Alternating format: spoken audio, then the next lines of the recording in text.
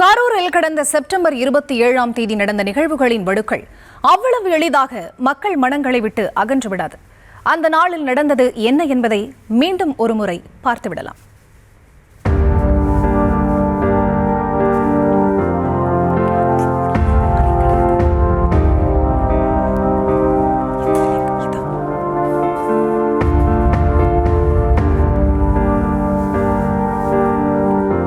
September 27இல் வேலுச்சாமிபுரத்தில் நடந்தது என்ன?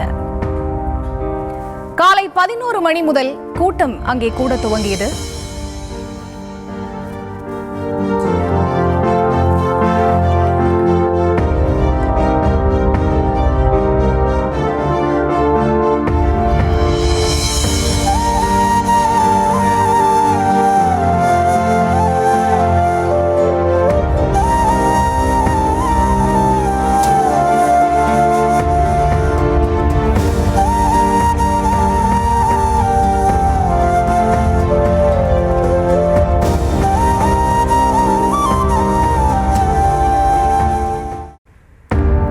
திருச்சி கரூர் சாலையில் மக்கள் வெள்ளத்தில் ஆர்ப்பரித்து பிற்பகல் 3:30 மணிக்கு கரூர் நகரில் பிரச்சார வாகனம் நுழைந்தது.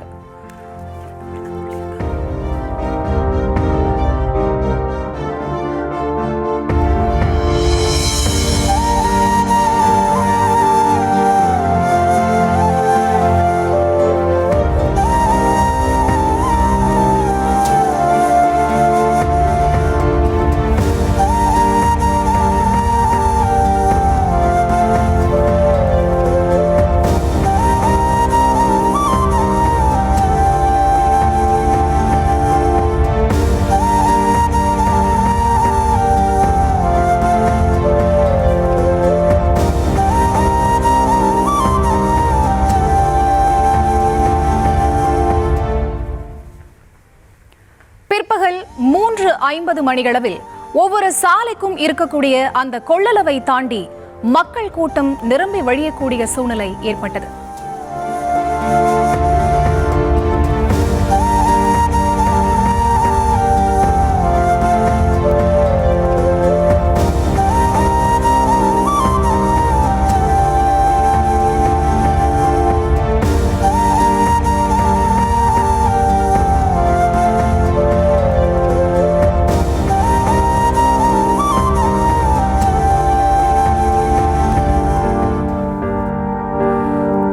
தலைவர் விஜய் அவர்கள் எங்கு பிரச்சாரத்திற்கு சென்றாலும் நிர்வாகிகள் கூட்டமும் பொதுமக்கள் கூட்டமும் அளவு கடந்து காணப்படும் என்பதில் சந்தேகமே இல்லை. அன்றைய தினமும் அதேபோல மாலை 4 மணிக்கு வழியெங்கும் தொண்டர்களின் வரவேற்பால் தாமதம் ஏற்பட்டது.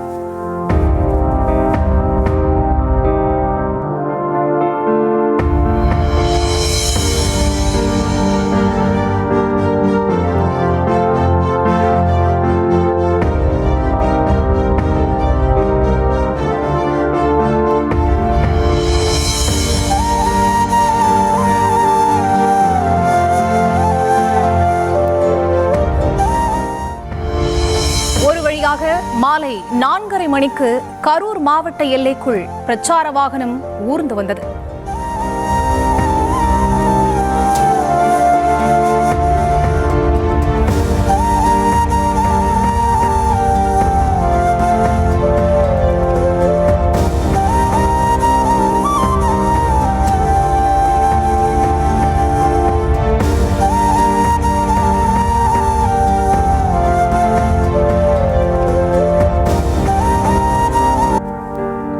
காலையிலிருந்து காத்துக் கொண்டிருந்த மக்கள் ஒவ்வொரு 1 மணி நேரத்திற்கும் எங்கள் தளபதி இப்போது வந்து விடுவாரா, அப்போது வந்து விடுவாரா, தாவேக தலைவர் விஜயை எப்போது பார்ப்போம் என்ற ஏக்கத்தில் காத்திருந்த போதும் மாலை 5 மணி ஆகிவிட்டது.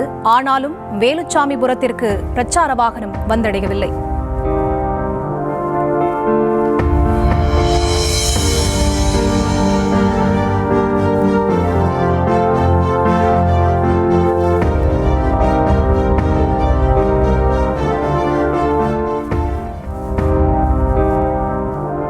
மாலை 5:30 மணிக்கு வேலுச்சாமிபுரத்தில் மக்கள் குவிந்த வண்ணம் இருந்தார்கள்.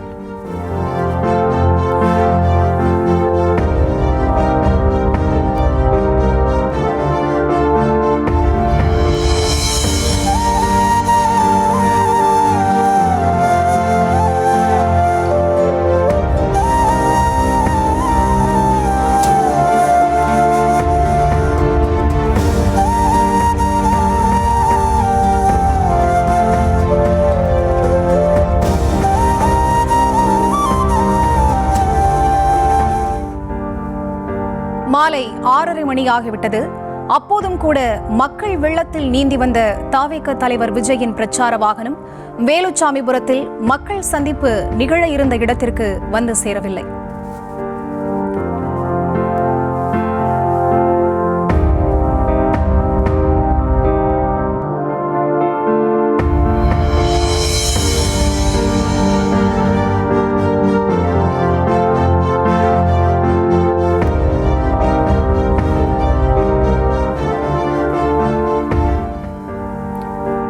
கரூர் வேலுச்சாமிபுரம் மிகவும் ஆர்வத்தோடு காத்திருந்த நேரம் வந்துவிட்டதாக கருதப்பட்ட 7:10 மணி, இரவு 7:10 மணிகளவில் பிரச்சார வாகனம் அந்த இடத்திற்கு வந்தடைந்தது.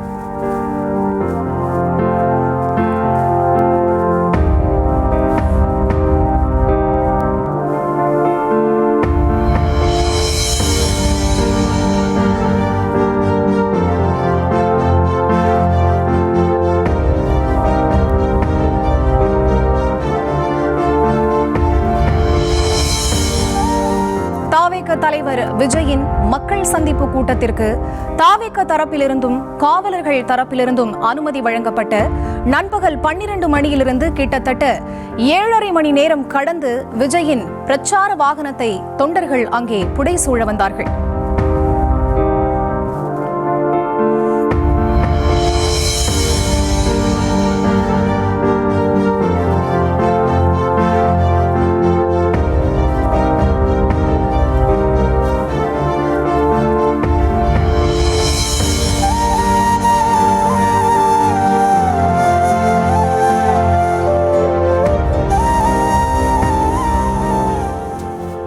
இரவு 7:30 மணி வாக்கில் பிரச்சார வாகனம் வந்ததுமே அந்த இடத்தில் மிகப்பெரிய தள்ளுமுள்ளு, அசாதாரண சூழல் ஏற்பட்டு அனைவரது நெஞ்சத்திலும் பதற்றம் தொற்றிக்கொண்டது.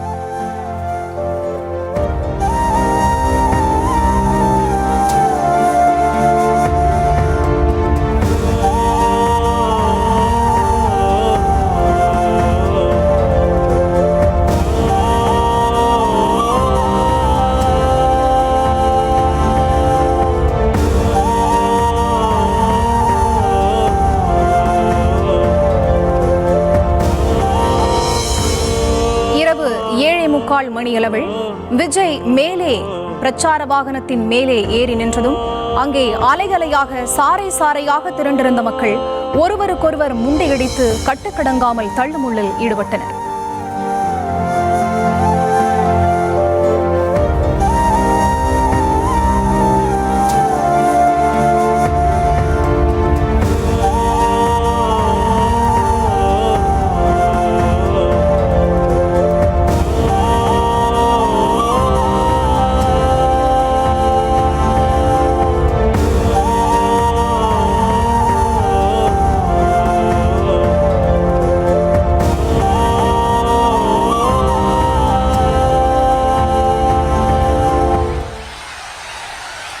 இரவு 7:50 மணிகளவில் விஜய் பேசத் தொடங்கும் போதே அந்த இடத்தில் என்ன நடக்கப் போகிறது என்று யூகித்து அறிவதற்கு முன்பாகவே அத்தனை துயர சம்பவங்களும் அரங்கேற துவங்கியிருந்தன.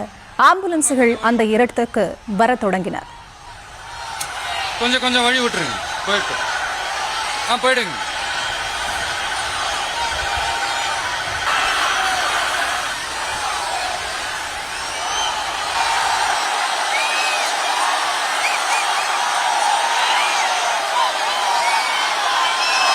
என்னப்பா ஆம்புலன்ஸ்ல நம்ம கொடி இருக்குது?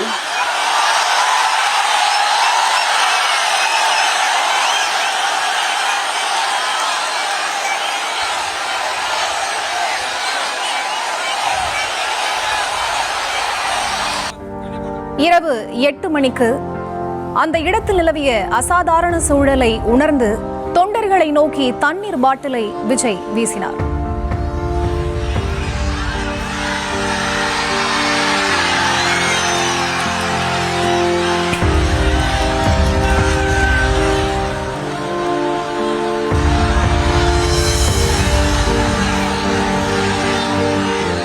இரவு 8:05 மணிக்கு விஜய் பேசி முடிக்கும் முன்பாகவே மரண ஓலம் கேட்டதால் சோகம் நிலவியது. நண்பா கொஞ்சம் வழி விட்டுரு.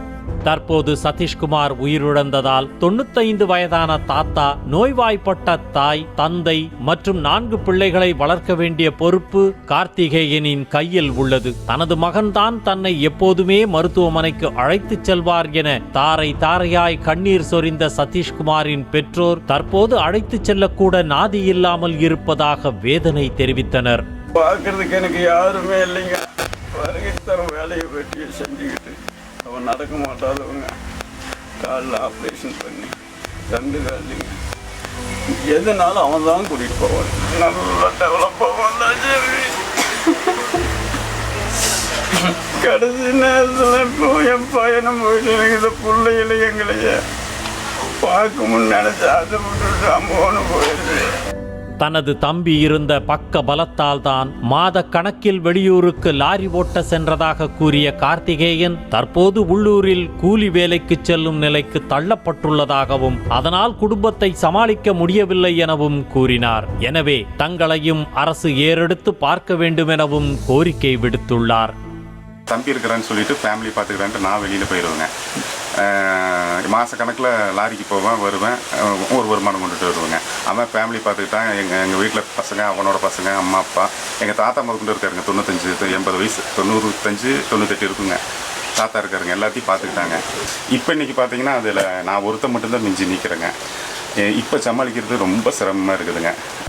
தனது தீவிர ரசிகனின் உயிரிழப்பால் அவரை சார்ந்துள்ள 9 பேரின் நிலையே கேள்விக்குறியாகிவிட்ட நிலையில் கரூர் சம்பவத்தில் உயிரிழந்த 41 பேரின் குடும்ப வாரிசுதாரர்களுக்கு அரசு வேலை வழங்குவதற்கான நிகழ்ச்சி வரும் 10ஆம் தேதி நடக்க உள்ளது. இதில் முதலமைச்சர் விஜய் பங்கேற்று அரசு வேலைக்கான ஆணையை வழங்க உள்ளார். அதில் சதீஷ்குமாரின் மனைவிக்கு மட்டும் உதவி செய்வதோடு நின்று விடாமல் மகனை மட்டுமே நம்பியிருந்த வயதான தாய் மற்றும் தந்தையையும் சிரமமின்றி வாழ வழிவகை செய்ய வேண்டும் என்பதே பலரது வேண்டுகோள். கரூர் பெருந்துயரத்தின் சாட்சிகளில் முக்கியமானவர்கள் செய்தியாளர்கள். தற்போதைய முதலமைச்சரின் அன்றைய நிகழ்வை கவர் செய்த நியூஸ் தமிழ் செய்தியாளர்களிடம்தான் தற்போது பேச இருக்கிறோம். முதலில் நம்மோடு இணைந்திருப்பவர் நமது மூத்த செய்தியாளர் பாரி கார்த்திக். அவரிடம் பேசலாம். வணக்கம் பாரி கார்த்திக். நீங்க எத்தனையோ இடத்துக்கு செய்தி சேகரிக்க சென்றிருப்பீங்க. ஒவ்வொரு இடத்துலையும் வெவ்வேறு விதமான அனுபவங்கள் உங்களுக்கு கிடைச்சிருக்கும்.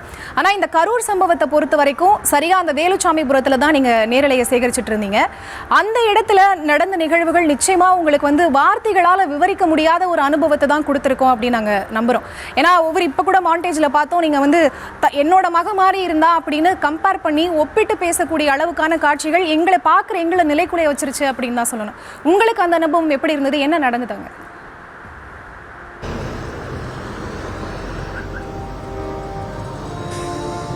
வணக்கம். தற்போது நாம் நின்று கொண்டிருக்கக்கூடிய வெள்ளிச்சாமிபுரம் இடம்தான். கிட்டத்தட்ட 40க்கும் மேற்பட்டவர்கள் மரணமடைந்த இடம்தான் தற்போது நாம் நின்று கொண்டிருக்கிறோம். இந்த இடத்தில் நாங்கள் கிட்டத்தட்ட சம்பவம் நடந்த செப்டம்பர் 27ஆம் தேதி எங்கள் குழுவுடன் 27ஆம் தேதி காலை 6 மணிக்கே நாங்கள் வந்துவிட்டோம். இயல்பாக இருந்தது. இப்போது எப்படி இருக்கிறதோ இதே போலதான் இயல்பாக ஒரு சூழல் இருந்தது. நேரமாக மக்கள் நாலாபுறங்களிலிருந்து வந்து கொண்டிருந்தார்கள். கரூர் ஈரோடு முக்கியமான சாலை என்பதால் சில போக்குவரத்து மாற்றங்கள் செய்யப்பட்டாலும் போக்குவரத்துகளும் அதிகமாக வாகனங்கள் சென்ற வண்ணம் இருந்தது. அதே நேரம் பொதுமக்களுடைய கூட்டமும் நேரமாக அதிகமாக இருந்தது. ஒரு 12 மணிக்கு நாம் நினைத்து பார்க்க முடியாத ஒரு கூட்டம். அப்போதே சாலைகள் எல்லாம் நிரம்பி வழிகின்ற ஒரு சூழல் இருக்கிறது. தொலைக்காட்சியின் மூலியமாக தாவேகாவுடைய தலைவராக இருந்த விஜய் அவர்கள் வந்து கொண்டிருக்கிறார் என செய்திகளை பார்த்த பிறகு பொதுமக்கள் அனைவரும் ஆர்வமாக அவரை பார்ப்பதற்காக இந்த இடம் நாம் நிற்கக்கூடிய இந்த இடத்தில்தான் கிட்டத்தட்ட 40 பேர் இருந்தார்கள். ஏன் ஒரே இடத்தில் 40 பேர் இருந்ததற்கு ஒரு முக்கியமான காரணம் என்றால், நாம் நிற்கக்கூடிய இந்த இடத்திற்கு அருகில்தான் தற்போதைய முதலமைச்சர் அவர்கள் அங்கு நின்று பேசினார். குறிப்பாக நாம் நிற்கக்கூடிய இந்த இடத்தில் தான் கன்சோன் ரூம் போட்டிருந்தார்கள். இந்த கன்சோன் ரூம் இந்த மாடியில் தான் போட்டிருந்தார்கள். இந்த கன்சோன் ரூமை பொறுத்த வரைக்கும் இங்கிருந்து தான் விஜய் அவர்கள் இந்த கன்சோன் ரூமுக்கு எதிராக வாகனங்களை நிறுத்த வேண்டும் என்றுதான் அவங்களுடைய திட்டமிட்ட வேலையாக இருந்தது. ஏனென்றால் அப்போதுதான் அவர் பேசுவது எல்லோருக்கும் கேட்கும். இங்குதான் ஸ்பீக்கர் ஏற்பாடும் செய்யப்பட்டிருக்கிறது. எனவே இங்கிருந்து தான் அனைத்து இடங்களும் இந்த ஸ்பீக்கர் ஏற்பாடு செய்யப்படும் காரணமாக கன்சோன் ரூம் இங்குதான் இருந்தது.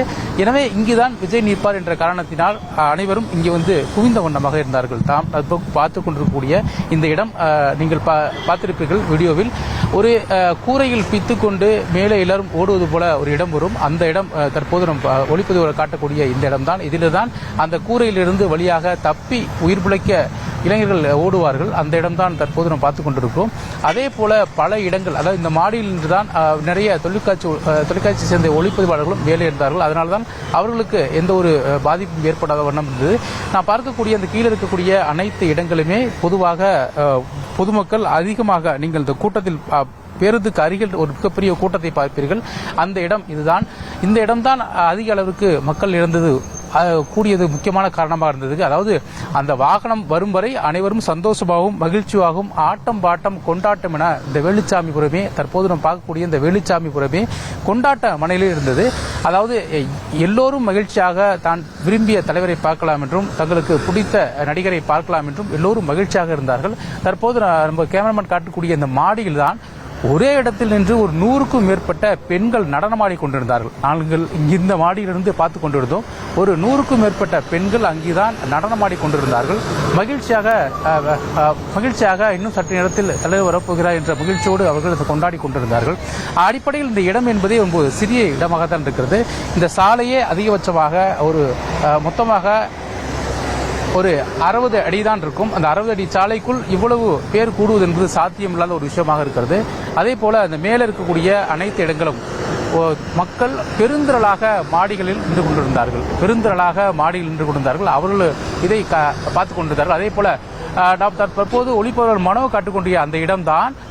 அங்கிருந்துதான் அனைத்து கேமராக்களுமே சம்பவம் நடந்ததை எடுத்தார்கள். அந்த இடத்தில் நின்றபடிதான் சம்பவம் நடந்த இடத்தை நேரடியாக எடுப்பது. நீங்கள் பார்த்துக் கொண்டிருக்கக்கூடிய அனைத்து காட்சிகளுமே அங்கிருந்து எடுக்கப்பட்டதுதான். எனவே இவ்வாறாக இந்த பேருந்து கூட தற்போது அதாவது இந்த கன்சோல் ரூமுக்கு எதிரே தான் இருந்தது. இந்த இடம்தான் அதாவது பேருந்து நின்ற இடம். இங்குதான் மக்களுடைய கூட்டம் அதிகரித்து நிற்க முடியாத அளவுக்கு மயக்கமடைந்து ஒரு கட்டத்தில் விஜய் அவர்களே தண்ணீர் யாரோ கேட்கிறார்கள் என்று தூக்கி இருந்தாரே அந்த இடம் இதுதான். இந்த அளவிற்கு இந்த கூட்டத்தை தாங்குமா என்பது இயல்பாகவே சாத்தியமில்லாத ஒரு விஷயம். யாருமே எதிர்பார்க்கவில்லை. ஏனென்றால் நாங்கள் கிட்டத்தட்ட 5 மணி வரை இந்த கூட்டம் அதிகரித்து காணப்படவில்லை. ஒரு இயல்பாக இருக்க கூட்டம் சாலையில் அனைத்து இடங்களிலுமே மக்கள் நிரம்பி வழிந்த ஒரு கூட்டமாக தான் இருந்தது. ஏனென்றால் திருவாரூரில் நாங்கள் இதைத்தான் பார்த்திருக்கிறோம், அரியலூரில் இதைத்தான் பார்த்திருக்கிறோம். எனவே இத்தகைய கூட்டம் என்பது பொதுமக்கள் ஆங்காங்கே திருவாரூரில் பல இடங்களில் மயக்கமடைந்து கிடந்தார்கள். எனவே இதுபோன்ற ஒரு மயக்கமான ஒரு சூழல் தான் இருக்கும் என்று நாங்கள் எதிர்பார்த்தோம். ஆனால் இவ்வளவு பெரிய மரணமாக இருக்கும் என்று நாங்கள் எதிர்பார்க்கவில்லை. தொடர்ச்சியாக அந்த அருகில் இருக்கக்கூடிய நமது ஒளிப்பதிவில் காட்டக்கூடிய இந்த அக்ஷயா ஹாஸ்பிட்டலுக்கு தான் முதற்கட்டமாக இருந்தவர்களை அழைத்து கொண்டு போய் அந்த ஹாஸ்பிட்டலுக்கு சேர்த்தார்கள். அந்த ஹாஸ்பிட்டல் முழுவதுமாக நிரம்பி விட்டது. கிட்டத்தட்ட ஒரு 100கணக்கான பேர் ஒரே நேரத்தில் அந்த மருத்துவமனையில் உள்ளே சென்று தங்களை காப்பாற்ற வேண்டும் என்று சொன்னதும், அதே போல இங்க இருக்கவர்கள் தூக்கி கொண்டு போய் அந்த ஹாஸ்பிட்டலுக்கு இரண்டு அருகில் இருக்கக்கூடிய மருத்துவமனை என்பதால் அது ஒன்றுதான் இருந்தது. எனவே அங்கிருந்துதான் சிகிச்சைக்கு அடுத்த கட்டமாக எடுத்து சென்றார்கள். இங்கே பார்க்க முடியவில்லை, கூட்டம் அதிகமாக இருப்பதன் காரணமாகத்தான் எடுத்து சென்றார்கள். எனவே இவ்வாறாக அந்த பொழுது என்பது யாரும் எதிர்பார்க்க முடியாத ஒரு பொழுதாக வேலுச்சாமிபுரம் அமைந்தது. இதே நாள் அதாவது செப்டம்பர் 27 இதே இடத்தில்தான் ஒரு மறக்க முடியாத சம்பவம் வேலுச்சாமிபுரத்தில் அரங்கேறியது. 41 பேர், குழந்தைகள், பெண்கள் என ஒரு சோகமான சூழலை தமிழ்நாடு சந்தித்தது. இவ்வளவு பெரிய ஒரு கூட்டத்தில், கட்டுக்கடங்காத கூட்டத்தில் பொதுமக்கள் திரளாக தங்கள் தலைவர் பார்ப்பதற்காக வந்தார்கள். ஆனால் இங்கு அந்த அளவுக்கு இந்த மக்களை சந்திக்கிற அளவுக்கு, இந்த மக்களை தாங்குகிற அளவுக்கு கூட்டமோ வசதிகளோ எதுவுமே இல்லை. அதன் காரணமாக இங்கு இருக்கக்கூடிய பல பேர் காயமுற்றும் 41 பேரும் மரணமடைந்தும் ஒரு மீளா துயரத்துடன் இந்த கரூர் இருந்தது. அதன் அடிப்படையிலே நாளைய தினம் முதலமைச்சர் அவர்கள் வருகை தந்து இந்த கரூர் மாவட்டத்தில் இருக்கக்கூடிய மக்களை சந்தித்து பேச இருக்கிறார். அப்போது நிறைய விஷயங்கள் இது குறித்து பேசுவார் என்று எதிர்பார்க்கப்படுகிறது. நிச்சயமாக பாரி கார்த்திக், கரூர்ல நடந்த அந்த துயர சம்பவம் மயங்கி விழுந்த குழந்தைகளாக இருக்கட்டும் அல்லது உயிரிழந்த குழந்தைகளினுடைய சடலங்களை கைகளை தூக்கிட்டு போறப்பவா இருக்கட்டும், நீங்க நாதழுத்தழுக்க அழுதுகிட்டே பேசிய காட்சிகள் ஒரு விஷயத்தை தான் எங்களுக்கு உணர்த்துச்சு. அங்க உயிரிழந்தவர்களாக இருக்கட்டும், குடும்பத்தை பரிதவித்தவர்களாக இருக்கட்டும், தங்களுடைய குடும்பத்தில் ஒருத்தர் அப்படின்னு நினைச்சதுனால தான் அந்த உணர்ச்சியை எங்களால் பார்க்க முடிஞ்சது. உணர்ச்சி வசப்பட்டு நீங்க அழுதிங்க. நிச்சயமா அதை எங்களால் புரிஞ்சுக்க முடிந்தது. நன்றி பாரி கார்த்திக். கரூர் துயர சம்பவத்தில் தனது மனைவியை பறிகொடுத்துவிட்டு ஏமூர் கிராமத்தில் ஆதரவற்ற தனிமரமாக நிற்கும் முதியவர் பிள்ளைகளின் ஒற்றுமைக்காக அரசு வேலை வாய்ப்பையே மறுத்திருக்கிறார். மனைவியின் நினைவாக இருக்கும் சிதிலமடைந்த இல்லத்தை மட்டும் முதல்வர் புதுப்பித்து தந்தால் போதும் என முதியவர் கண்ணீர் மல்க கோரிக்கை விடுத்துள்ளார்.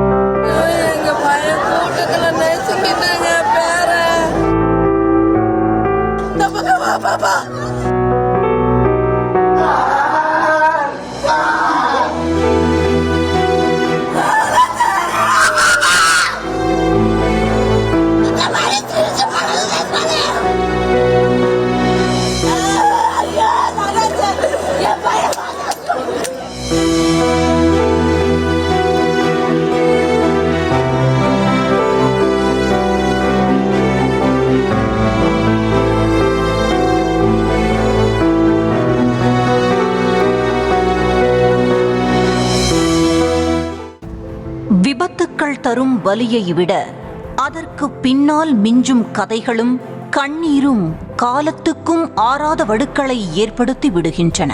அப்படி ஒரு நெஞ்சை உலுக்கும் சம்பவத்தின் பின்னணியையும் அதன் தொடர்ச்சியாக கரூரில் இன்று தவிக்கும் ஒரு முதியவரின் நிலைதான் இது.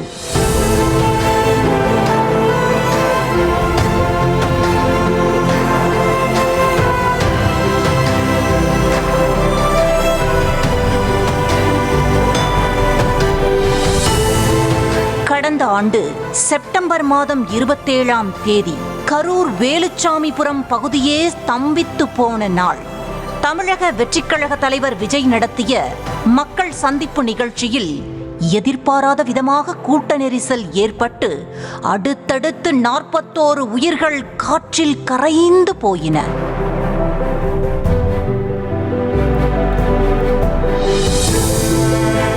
தமிழகத்தையே உலுக்கிய இந்த துயர சம்பவம் நீதிமன்ற உத்தரவுப்படி தற்போது சிபிஐ வசம் ஒப்படைக்கப்பட்டு விசாரணை நடந்து வருகிறது. இதற்கிடையே தமிழக அரசியலில் பெரும் மாற்றங்கள் நிகழ்ந்து சட்டமன்ற தேர்தலில் தாவேக வெற்றி பெற்று தற்போது ஆளும் கட்சியாக உருவெடுத்துள்ளது. அன்று முதலமைச்சராக வந்து மக்களை சந்திப்பேன் என வாக்குறுதி அளித்த விஜய் இன்று தமிழகத்தின் முதலமைச்சராக அதிகாரப்பூர்வ அந்தஸ்தோடு கரூருக்கு விசிட் அடிக்கிறார். கரூரில் மக்கள் சந்திப்பு நிகழ்ச்சியை முடித்துவிட்டு மாவட்ட ஆட்சித்தலைவர் அலுவலகத்தில் பாதிக்கப்பட்ட 41 குடும்பங்களையும் நேரில் சந்தித்து ஆறுதல் கூறுகிறார் முதல்வர் விஜய். அது மட்டுமின்றி அவர்களுக்கு அரசு பணியாணைகளும் நலத்திட்ட உதவிகளும் வழங்கப்படுகிறது.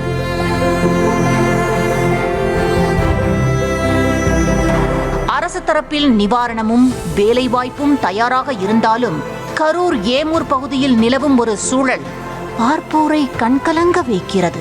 அப்பகுதியைச் சேர்ந்த அருக்காணி என்ற மூதாட்டி கூட்ட நெரிசலில் சிக்கி உயிரிழந்த நிலையில் அவரது கணவர் இன்று ஆதரவற்று தனிமரமாக நிற்கிறார். இவர்களுக்கு 3 மகன்களும் 1 மகளும் உள்ளனர். முதலமைச்சர் விஜய் 41 குடும்பங்களுக்கும் தகுதியின் அடிப்படையில் அரசு வேலை வழங்க முன்வந்துள்ள நிலையில் இந்த முதியவரின் வீட்டில் ஒரு தர்ம சங்கடமான சூழல் உருவானது. மகன்களுக்கா மகளுக்கா ஒரு வேலை வாய்ப்பை 4 பிள்ளைகளுக்குள் எப்படி பிரித்து கொடுப்பது என்ற குழப்பமும், குடும்பத்திற்குள் தேவையற்ற மனஸ்தாபங்கள் வந்துவிடுமோ என்ற அச்சமும் அந்த முதியவரை வாட்டி உள்ளது. எனக்கு என் பிள்ளைகளுக்குள் எந்த பிரிவினையும் வேண்டாம், இந்த அரசு வேலைவாய்ப்பே எங்களுக்கு தேவையில்லை என்று தீர்க்கமாக முடிவெடுத்த முதியவர் நேராக மாவட்ட ஆட்சித்தலைவரை சந்தித்து தன் மனதில் பட்டதை அப்படியே கொட்டிவிட்டு வீடு திரும்பியுள்ளார். அரசு வேலை தேடி வரும் நிலையிலும் அதை வேண்டாம் என்று மறுத்த முதியவரின் இந்த முடிவால் அந்த குடும்பமே சற்று நிலை தடுமாறி போயுள்ளது. ஆனால் அந்த முதியவரின் நோக்கம் பதவி பசியோ சொத்து சேர்க்கும் ஆசையோ கிடையாது. பிள்ளைகளுக்குள் ஒற்றுமை மட்டுமே வேண்டும் என்பதுதான். நான் வாழ்ந்து கொண்டிருப்பது என் மனைவியின் நினைவுகளோடுதான். தனது மனைவி வாழ்ந்த இந்த வீடு இப்போது சிதிலமடைந்து கிடக்கிறது. எனக்கு அரசு வேலை வேண்டாம், என் மனைவியின் நினைவாக இருக்கும் இந்த இல்லத்தை மட்டும் தமிழக முதலமைச்சர் விஜய் அவர்கள் கொஞ்சம் புதுப்பித்து சரி செய்து தர உதவ வேண்டும். இதுதான் அந்த முதியவரின் எதிர்பார்ப்பாய் உள்ளது. கரூர் விபத்தின் கோரத்தை உணர்த்திய மற்றொரு காட்சி அடுக்கி வைக்கப்பட்டிருந்த சடலங்கள். அந்த காட்சிகள் பார்ப்பவர் கண்களை குளமாக்கின. மருத்துவமனை வாசல்களில் பாதிக்கப்பட்டவர்களின் கதறல்கள் மத்தியில் செய்தி சேகரித்தவர்களில் ஒருவர் நமது செய்தியாளர் ஜெரி. அவர் தற்போது நம்முடன் இணைந்திருக்கிறார். அவரிடம் பேசலாம். வணக்கம் ஜெரி, இப்ப நீங்க எங்க இருக்கீங்க? சம்பவத்தன்று, அதாவது கடந்த செப்டம்பர் 27ஆம் தேதி அன்னைக்கு நீங்க மருத்துவமனையில இருந்தீங்க இல்லையா? அங்க பாதிக்கப்பட்டவர்களோட குடும்பங்கள் மத்தியிலிருந்து வந்த அந்த கதறல் சத்தம், மரண ஓலத்துக்கு மத்தியில உங்களுக்கான அந்த அனுபவம் எப்படி இருந்துச்சு? அங்க என்ன மாதிரியான ஒரு சூழல் நிலவனதை உங்களால பார்க்க முடிஞ்சது? உங்களோட நினைவலைகளை பகிர்ந்துக்கோங்க.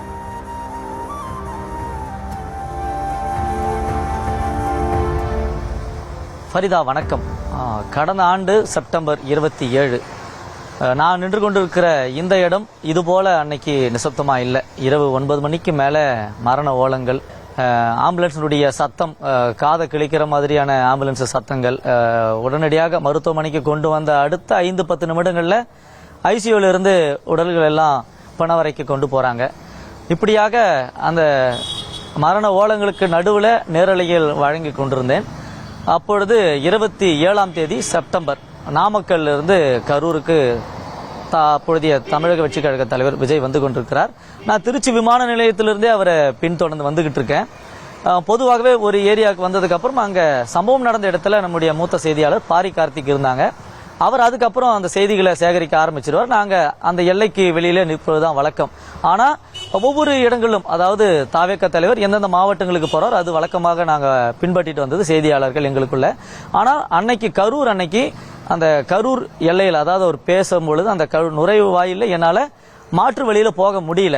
வேறு வழி இல்லாமல் நானும் தாவேக தலைவர் அன்றைக்கு பிரச்சார வாகனத்துக்கு முன்னாடி நான் வந்துகிட்டு இருக்கேன். எனக்கு பின்னாடி ரூட் வெஹிக்கிள்னு சொல்லுவாங்க. பிரச்சார வாகனத்துக்கு எங்கெல்லாம் போகணுமோ இங்கே லோக்கலில் இருக்கிற மாவட்ட செயலாளர்கள் வழி சொல்லிட்டு வருவாங்க. அப்படி எனக்கு பின்னாடி ரூட் வெஹிக்கிள். நான் தான் அவ்வளோ கிரௌடுக்கு நடுவுலையும் முதல் வாகனமாக என்னுடைய வாகனம் வந்துகிட்டு இருக்குது. அப்போ களத்தில் நம்முடைய மூத்த செய்தியாளர் பாரி கார்த்திக் செய்திகளை தொகுத்து வழங்கிட்டு இருக்காரு. நாங்களும் அந்த கிரௌடோட லாஸ்ட்ல போய் நிக்கிறோம், நின்று பார்த்துக்கிட்டு இருக்கோம். தாவேக தலைவர் பேசுறாரு. பேசி முடிக்க போற சமயத்திலே ஆம்புலன்ஸ் சத்தங்கள் வந்துடுச்சு. பேசி முடிச்சிட்டாரு.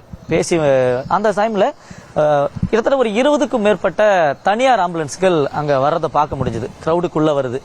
நாங்கள் ஆப்போசிட்டை பார்த்து நின்றுட்டு இருக்கோம். எங்களுக்கு இந்த பக்கமாக வந்துகிட்டு இருக்கு. அப்போ ஒரு ஆம்புலன்ஸ்லையும் ஒரு நபரை ஏற்றி போயிட்டு இருக்காங்க. நாங்கள் நின்றுகிட்டு இருக்க, அதாவது எங்களுடைய வாகனத்துக்கு மேலே ஒளிப்பதிவாளர் நின்று காட்சிகளை பதிவு பண்ணுற மாதிரியான ஒரு அமைப்பு இருக்கும். ஊடக நிறுவனங்களில் பயன்படுத்துகிற அந்த காரில் அது மேலே நின்றுக்கிட்டு ஒளிப்பதிவாளர் சுபாஷ் காட்சிகளை பதிவு பண்ணிக்கிட்டு இருக்காரு. அந்த சரௌண்டிங்கில் என்ன நடக்குது அப்படிங்கிறத நாங்கள் அந்த கிரௌடுக்கு வெளியிலிருந்து காட்சிப்படுத்திக்கிட்டு இருக்கோம். அப்போ எங்களுக்கு அருகாமையில் இருக்கக்கூடியவங்களாம் மயக்கம் போட்டு கீழே விழுறாங்க. பொதுவாக எங்களுக்கு அது ஒரு அப்நார்மலாக தெரியல, சாதாரணமாக இருந்தது. காரணம், நாங்கள் தாவேக தலைவர் போகிற எல்லா இடத்துக்கும் போகிறோம். எல்லா இடங்கள்லையும் மயக்கம் ஏற்படுது, கூட்ட நெரிசல் ஏற்படுது. அதுலேயும் குறிப்பாக காலையிலிருந்து காத்திருக்காங்க. அது இயல்பு தானே அப்படின்னு நாங்களும் மயக்கம் அடைஞ்சவங்களை ஏற்றி அனுப்புகிறேன். அதையும் என்னுடைய ஒளிப்பதிவாளர் சுபாஷ் கார் மேலே நின்று காட்சிப்படுத்திக்கிட்டு இருக்காரு. நீங்கள் மாண்டேஜில் பலர் மயங்கி கிடக்கிற அந்த காட்சிகள் எல்லாம் எடுத்தது அந்த கிரௌடுக்கு வெளியிலிருந்தும் கூட சில காட்சிகள். அதுவும் அப்படியாக இந்த சம்பவம் நடந்துகிட்டு இருக்கு. நாங்கள் அதை பெரிதுபடுத்திக்கல. ஆம்புலன்ஸ் போயாச்சு. விஜய் அவர்கள் சென்றுட்டாங்க. நிகழ்ச்சி முடிஞ்ச உடனே அனைத்து வாகனங்களும் ஒரே நேரத்தில் புறப்படுது. கிட்டத்தட்ட நூற்றுக்கணக்கான வாகனங்கள் இருக்குது. வாகனங்கள்லாம் புறப்படுது. அலுவலகத்திலிருந்து ஒரு அழைப்பு, நம்முடைய மாவட்ட செய்தியாளர் ஒரு இறப்பு செய்தியை பதிவு பண்ணியிருக்கிறாரு. நீங்கள் மருத்துவமனைக்கு போய் பாருங்க அப்படின்னு ஒரு அழைப்பு. நாங்கள் ஒரு இறப்பு தான் அப்படின்னு நாங்கள் மெதுவாக போகிறோம். அடுத்தது நிலைமை சரியில்லை, கொஞ்சம் வேகமாக போங்க அப்படின்னா எங்களால் வேகமாக போக முடியல. அவ்வளவு கிரௌடு, ஒட்டுமொத்த கிரௌடு ஒரே நேரத்தில் வெளியேறும் பொழுது எங்களால் ஸ்தம்பிச்சு போக முடியல. நான் நேரலையில் வேகமாக போயிட்டு நேரலையில் போய் நிற்கிறேன். காரணம், நாங்கள் காலையிலிருந்து திருச்சி விமான நிலையத்திலிருந்து அவரை தொடர்ந்து ஃபாலோ பண்ணிட்டு வரோம். கிட்டத்தட்ட ஒரு 10 மணி நேரத்துக்கு மேலே அந்த நேரலையில் வாகனத்தை ஃபாலோ பண்ணிட்டு வரோம். உடல் ரீதியாக எங்களுக்கு ஒத்துழைப்பு இல்லை. ஆனால் அப்போ எங்களால் உணர முடிஞ்சது, ஏதோ நம்ம எல்லை மீறி போகுது, கை மீறி போகுது, சம்பவம் ஏதோ பெருசாக இருக்குன்னு உடனே நாங்கள் நேரலையில் வந்து நிற்கிறோம். நின்ன உடனே நம்ம தொகுத்து வழங்கிட்டு இருக்காரு நெறியாளர் நெல்சன், நமக்கு தொகுத்து வழங்கிட்டு இருக்காரு. உடனே அவர் எனக்கு லீடு கொடுக்குறாங்க. 3 மரணங்கள் நிகழ்ந்திருக்குது அப்படின்னு. அதிர்ச்சியா இருக்கு. இப்போதானே 1, அதுக்குள்ள 3 அப்படின்னு. நான் நேரலையில் அந்த சம்பவங்களை வழங்கிட்டு இருக்கேன். 1 to 1 ஆம்புலன்ஸ் வந்துகிட்டு இருக்கு. வந்த வேகத்திலேயே ஐசியூலேருந்து மார்ச்சுரிக்கு டிரான்ஸ்ஃபர் பண்ணிகிட்டே இருக்கிறாங்க. இந்த கேப்லேயே அங்கே ஒருத்தர் பேசுறது என்னால் காது கொடுத்து கேட்க முடியுது. ஒரு சின்ன குழந்தையாம்மா, பக்கத்திலேயே அக்ஷயா மருத்துவமனையில் சேர்த்துருக்காங்களாம்மா, 1.5-2 வயசு இருக்குமா பாவம் அப்படின்னு பேசுறது எனக்கு காதில் நான் வாங்கிட்டு இருக்கேன். ஒருத்தவங்க அழுதுகிட்டே பேசிட்டு இருக்காங்க. அடுத்தது நான் நேரலையே ஒரு 5 நிமிடம் பேசியிருப்பேன். அடுத்தது கண்ணு முன்னாடி குழந்தை வருது. காரணம், அந்த மருத்துவமனையிலே குழந்தை இறந்துடுச்சாமா, ஐசியூ கொண்டு வராங்க அப்படின்னு. ஒரு சின்ன குழந்தை. அடுத்தடுத்தது பெரியவங்க, ஒரே குடும்பத்தில் 2 பேர் இறந்துட்டு தான் சொல்கிறாங்க. அவங்க கூட்டிட்டு ஐசியூக்குள்ளே போகிறாங்க. ஐசியூக்குள்ளே இருந்து அடுத்த 5 நிமிஷம் அதே நபரை மார்ச்சுரிக்கு கூப்பிட்டு போகிறாங்க. பார்க்கும் போதே ரொம்ப கடினமாக இருந்தது. ஏன்னா அந்த இடத்துல நின்று நேரலையை வழங்க முடியல. ஏன்னா நேரலை வழங்குவது நம்மளுடைய பணி, ஊடகவியலாளருடைய பணி இருந்தாலும் மக்கள் பிரதிநிதியாக அங்கே நடக்கிற சம்பவங்களை வெளியே கொண்டு வர்றது. ஆனால் அங்கே இருந்தவங்கெல்லாம் கொஞ்சம் அதை முகம் சுளிக்க ஆரம்பிச்சிட்டாங்க. இத்தனை மரணங்கள் இங்கே அதையெல்லாம் காண்பிக்கிறாங்களே என்னும்போது அந்த இடத்துல இருந்து நம்ம எதுவும் சொல்ல முடியாமல் அங்கே நடக்கிற அனைத்து விஷயங்களையும் பதிவு பண்ணிக்கிட்டு இருக்கோம். ஒரு பக்கம் இந்த மருத்துவமனை நிகழ்வுகளையே 2ஆக பிரிக்கணும். ஒன்று ஐசியூ, இன்னொன்று மார்ச்சுரி. ஒன்று அழுதுகிட்டு மருத்துவமனையில் எப்படியாச்சும் காப்பாற்றிடுவோம் அப்படிங்கிற ஒரு மன நொந்து போயிட்டு அழுதுகிட்டே வராங்க. இன்னொரு பக்கம் உடல்கள் எல்லாம் மார்ச்சுரியிலேருந்து உள்ளே எடுத்துகிட்டு வராங்க. ஏறத்தாழ ஒரு நள்ளிரவுக்குள்ளேயே ஒரு 25க்கும் மேற்பட்ட, கிட்டத்தட்ட 30க்கு மேற்பட்டவங்க இறந்துட்டாங்க அப்படின்னு ஒரு செய்தி. முதலாவதாக முன்னாள் அமைச்சர் செந்தில் பாலாஜி வராங்க, ஐசியூவில் போய் பார்க்குறாங்க. இப்படியாக ஒவ்வொரு அரசியல் கட்சி தலைவர்களும் வராங்க. முன்னாள் அமைச்சர் அன்பில் மகேஷ் வந்தார்.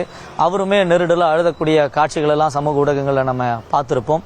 இப்படியாக ஒன்றன் பின் ஒன்றாக செய்திகள் நமக்கு அங்கே நெறியாளர் எனக்கு அங்கே டாக்பேக்கில் சொல்லிகிட்டே இருக்காங்க. நான் பேசிக்கிட்டு இருக்க உடனே என்னை இடைமறித்து அவர் அங்கே சொல்கிறார், 5லிருந்து 8 மரணங்கள் ஆயிடுச்சு, 8லிருந்து 10 மரணங்கள் நிகழ்ந்துடுச்சு. அதுக்கப்புறம் அங்கே 10லிருந்து 15, 15லிருந்து 20ன்னு கொத்து கொத்தாக மரணங்கள் வந்துக்கிட்டே இருக்கு.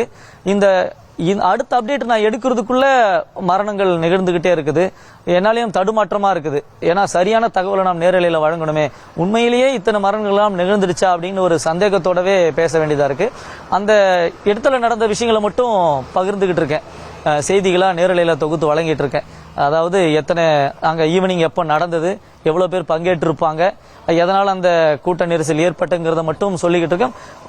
உறுதிப்பட அலுவலகங்களிலிருந்து தகவல் வருது. சுகாதாரத்துறையும் அதை உடனுக்குடன் உறுதிப்படுத்திக்கிட்டே இருந்தாங்க. அதாவது 3 மரணத்திலிருந்து 41 மரணம் வரைக்குமே உடனுக்குடன் எத்தனை மரணங்கள் நிகழ்ந்தது அப்படிங்கிறத அப்போதைய சுகாதாரத்துறை அமைச்சரும் உறுதிப்படுத்திக்கிட்டே இருக்கிறாங்க. ஒவ்வொரு உடல்களாக மார்ச்சுரி கொண்டு போகுது. அதிலும் குறிப்பாக 40வது மரணம் இன்னும் அது கண்ணுக்குள்ளே இருக்குது. அவங்க அந்த நபரை கூப்பிட்டு வராங்க. அந்த நபர் வரும்பொழுது சரி பண்ணிட்டு அவரை அழைச்சிட்டு போயிட்டாங்க வீட்டுக்கு. ஆனால் திரும்பவும் அடுத்த நாள் மீண்டும் அவருக்கு உடல்நிலை குன்றி அழைச்சிட்டு வராங்க. அன்றைக்கு மறுநாள் இறக்குறாரு.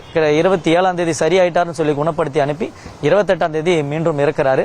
அடுத்த நாள் காலையில் ஒரு 10 மணிக்குள்ளே அனைத்து உடல்களையுமே தகனம் செஞ்சுட்டாங்க அப்படிங்கிற ஒரு தகவலையும் பார்க்க முடிஞ்சது. இப்படியாக நான் இப்பொழுது நிசப்தமாக நேரலையில் வழங்கிட்டு இருந்த இந்த இடம் அன்றைக்கு இரவு 9 மணிக்கு மேல காட்சி வேறாக இருந்தது. உள்ளபடியே ஜெரி, கரூர் துயர சம்பவம் அன்றைக்கு என்ன நடந்தது, என்ன மாதிரியான அசாதாரண சூழல் ஏற்பட்டது, அங்கு ஏற்பட்ட அந்த கூட்ட நெரிசல், மருத்துவமனைகள் அடுக்கி வைக்கப்பட்டிருந்த அந்த சடலங்கள், பாதிக்கப்பட்டவர்களோட கதறல்கள், உங்களோட வலி மிகுந்த அனுபவங்கள், இப்படி பல விஷயங்களை விவரிச்சிருக்கீங்க. நேரலில் விவரங்களை வழங்கி வைக்க நன்றி ஜெரி.